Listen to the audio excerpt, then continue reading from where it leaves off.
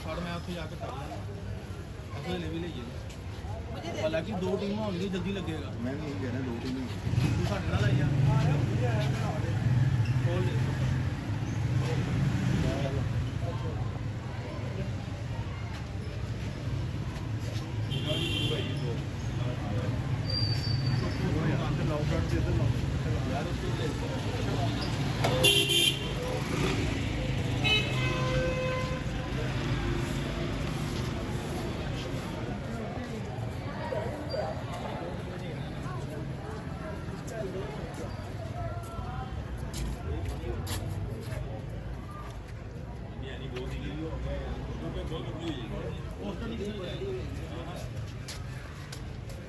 ठीक है